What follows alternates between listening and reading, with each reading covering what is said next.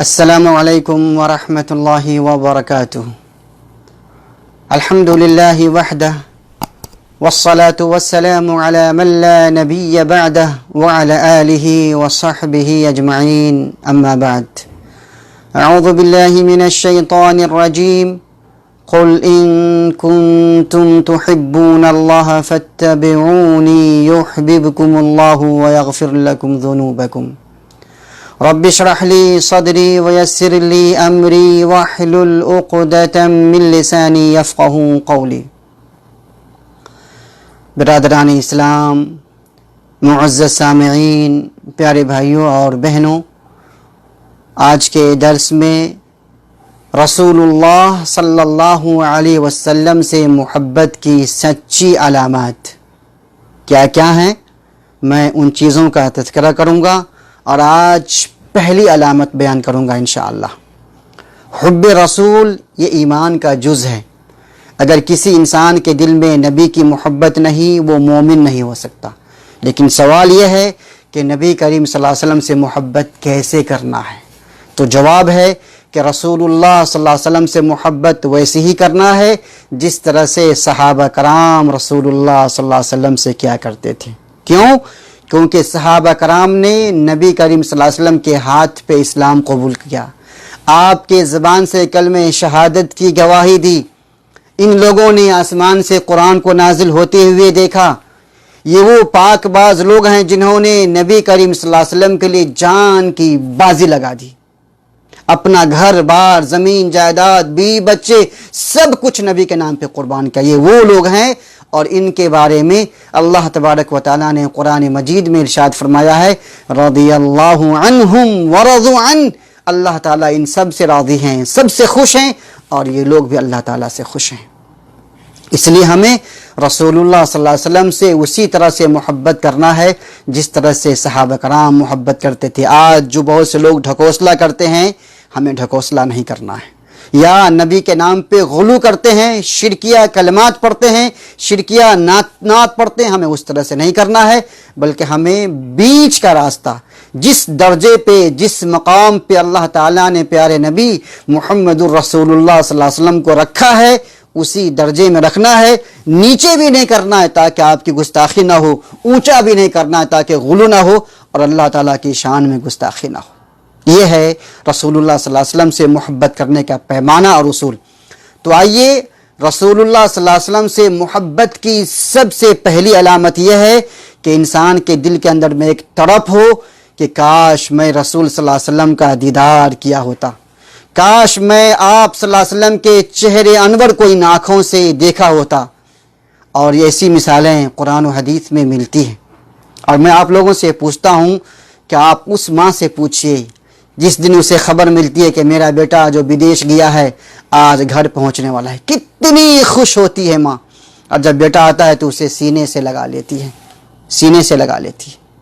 آپ اس بیوی سے پوچھئے جس دن پتہ چلتا ہے کہ آج ان کا شوہر گھر پہنچنے والا ہے، پہنچنے سے پہلے گھر کی صفائی ستھرائی کرتی ہے، اپنے آپ کو بناؤ سنگھار کرتی ہے، بہترین کھانا پکاتی ہے اور پل پل اپنے شوہر کے انتظار میں رہتی ہے. کیوں؟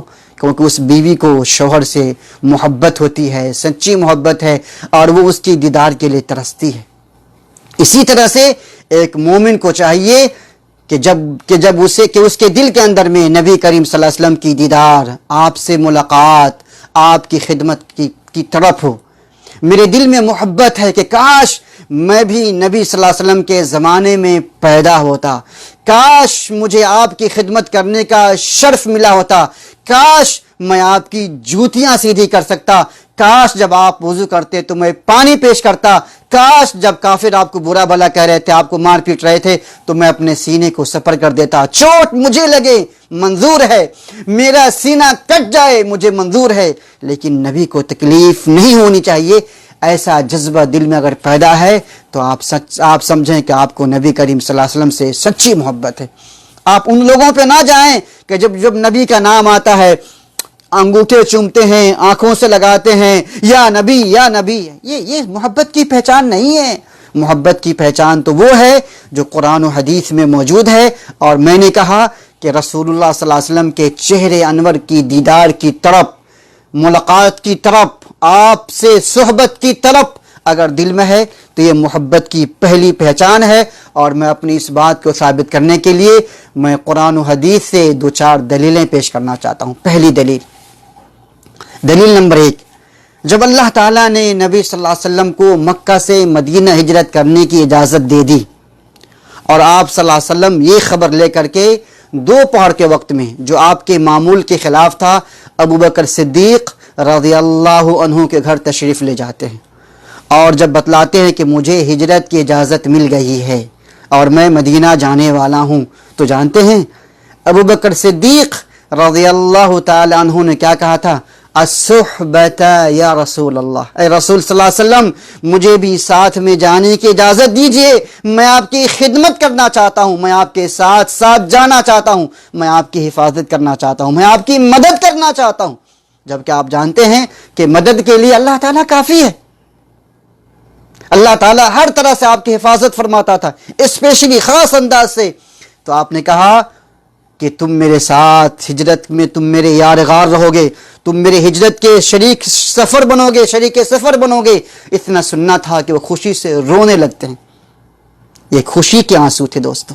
تو اس سے کیا سمجھ میں آتا ہے کہ دل میں ایک تڑپ ہو کہ ہم نبی صلی اللہ علیہ وسلم کی ہمیں صحبت نصیب ہو، ہمیں آپ کی خدمت کرنے کا ایک موقع ملے، اور انہوں نے اپنی جان سے، اپنی مال سے رسول اللہ صلی اللہ علیہ وسلم کی خدمت کی۔ ان کو پتا تھا کہ جب کفار نبی صلی اللہ علیہ وسلم کو رات میں گھر میں نہیں پائیں گے تو لوگ ہمیں تلاشیں گے، اگر پکڑ لیں گے تو ہمیں بہت بری طرح ماریں گے، میری جان بھی جا سکتی ہے، میری جان جائے مجھے منظور ہے، لیکن نبی کو تکلیف نہیں ہونی چاہیے۔ اور آپ کو شاید پتا ہے کہ جب غار ثور میں 3 رات جہاں پہ آپ چھپ کر پناہ لیتے ہیں، غار کی صفائی کرنے کے لیے کہتے ہیں نبی صلی اللہ علیہ وسلم آپ باہر تشریف رکھیں، میں پہلے غار میں جاتا ہوں، میں غار کی صفائی کرتا ہوں، سوراخ وغیرہ اس میں سانپ ہو سکتے ہیں، بچھو ہو سکتے ہیں، اگر وہ ڈسے گا تو مجھے ڈسے، آپ کو نہیں ڈسنا چاہیے۔ یہ سب کیا ہے؟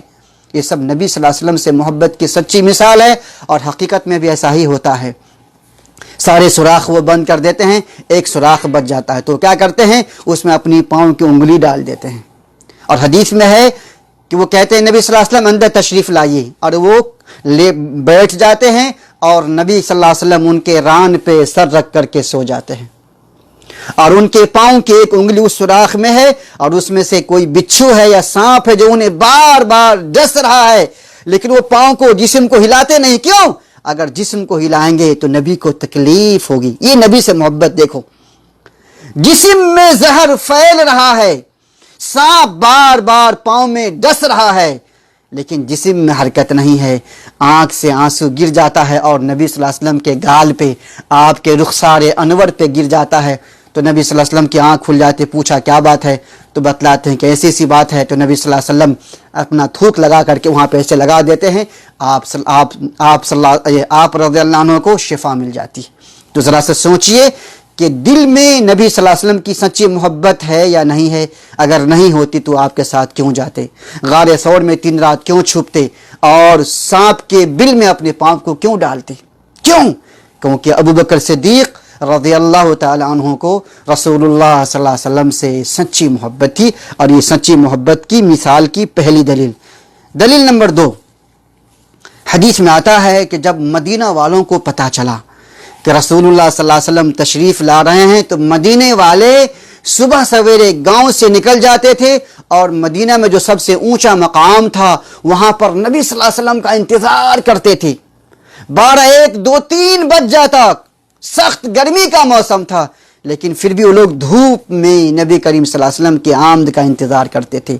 صحابی رسول فرماتے ہیں، حدیث کا ٹکڑا ہے، فما رأيت أهل المدينة فرحوا بشيء فرحهم برسول الله صلی اللہ علیہ وسلم۔ بخاری کی روایت ہے کہ مدینہ والوں کو رسول اللہ صلی اللہ علیہ وسلم کے آمد سے جتنی خوشی ملی، اتنی خوشی کسی اور چیز سے نہیں ملی۔ بتائیے، تو وہ لوگ دھوپ میں کیوں آتے تھے؟ نبی صلی اللہ علیہ وسلم کیونکہ اس وقت فون کا زمانہ تو تھا نہیں، تو دور دراز بہت سے لوگ کیا کرتے تھے، وہ کھجور کے درخت پہ اوپر چڑھ کے دیکھتے تھے کہ کیا دور سے کوئی مسافر آ رہا ہے، کچھ دھول وغیرہ اڑ رہا ہے، کچھ لوگ آ رہے ہیں کہ نہیں آ رہے ہیں. اس طرح سے کئی دن تک لوگ دھوپ میں آتے رہے اور نبی کریم صلی اللہ علیہ وسلم کے آمد کے انتظار کرتے رہے تاکہ نبی صلی اللہ علیہ وسلم کے دیدار کر سکیں, آپ سے ملاقات کر سکیں, آپ کے ساتھ میں رہ سکیں. یہ سب کیا ہے؟ نبی سے محبت کی سچی مثال ہے. تیسری دلیل, غزوہ احد کے اندر میں نبی کریم صلی اللہ علیہ وسلم بری طرح سے زخمی ہو جاتے ہیں. آپ کفار کے نرغے میں آ جاتے ہیں, آپ کا چہرہ زخمی ہو جاتا ہے, آپ کا دانت شہید ہو جاتا ہے, چہرے سے خون ٹپکنے لگتا ہے, آپ بے ہوش بھی ہو جاتے ہیں, اور لوگوں میں خبر اڑ جاتی ہے کہ نعوذ باللہ نبی کریم صلی اللہ علیہ وسلم شہید کر دیے گئے.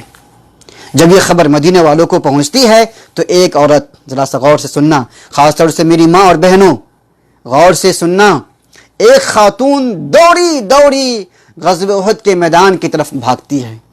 لوگوں سے راستے میں ملاقات, پوچھا کیا بات ہے, تم کہاں جا رہی ہو؟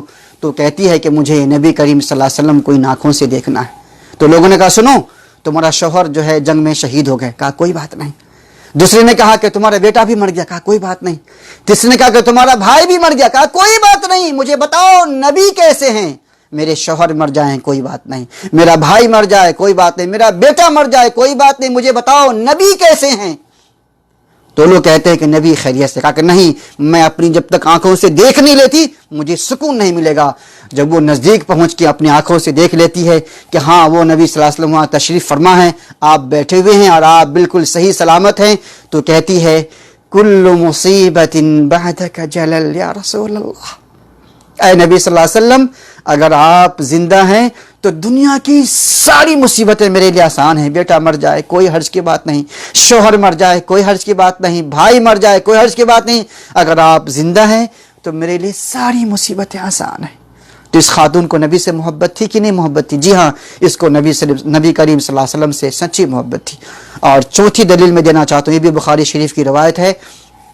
ایک انصاری صحابی کو اندیشہ ہوتا ہے اور وہ نبی صلی اللہ علیہ وسلم سے کہتے ہیں کہ اے نبی صلی اللہ علیہ وسلم, میں آپ کے ساتھ نماز پڑھتا ہوں, میں آپ کو ان آنکھوں سے دیدار کرتا ہوں, آپ کی باتیں سنتا مجھے بہت خوشی ملتی ہے, اور نماز کے بعد میں اپنے گھر چلا جاتا ہوں, روزی روٹی کماتا ہوں, بیوی بچوں میں رہتا ہوں, اور مجھے وہاں بھی جب آپ کی یاد ستاتی ہے کہ مجھے میرے اندر میں آپ کے دیدار کی تڑپ پیدا ہوتی ہے, تو میں دوڑا دوڑا گھر سے آپ کے پاس آتا ہوں اور میں آپ کا دیدار کر لیتا ہوں, مجھے سکون ملتا ہے. لیکن مجھے ایک چیز کا کافی اندیشہ ہے, میں کافی ٹینشن میں ہوں, کافی پریشان ہوں. کہا کیا بات ہے؟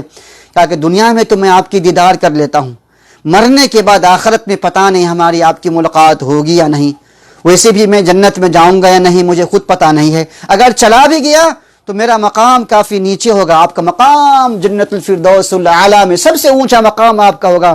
اگر مجھے وہاں کی آپ کی یاد تڑپائے گی تو میں آپ کا دیدار کیسے کروں گا؟ تو آپ نے فرمایا المرء مع من احب, جو انسان جس سے محبت کرتا ہے وہ اس کے ساتھ ہوگا, تم میرے ساتھ رہوگے, اس لیے ٹینشن کرنے کی کوئی بات نہیں ہے.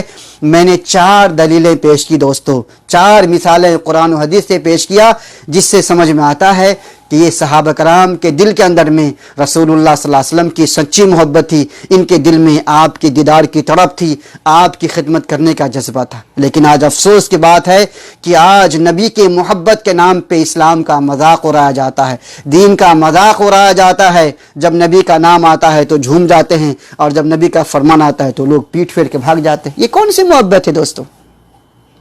آج لوگ نبی کے شان میں شرکیہ کلمات پڑھتے ہیں, گستاخانہ کلمات پڑھتے ہیں. یہ نہیں, نبی کے نام پہ جشن مناتے ہیں, جشن میلاد النبی مناتے ہیں. دوستو یہ سب جائز نہیں ہے. کیوں؟ میں آپ لوگوں سے پوچھنا چاہتا ہوں, کیا ابو بکر صدیق کو نبی سے محبت تھی کہ نہیں؟ اس عورت کو جس کے شوہر بھی بچے مر گئے تھے اس کو نبی سے محبت تھی کہ نہیں؟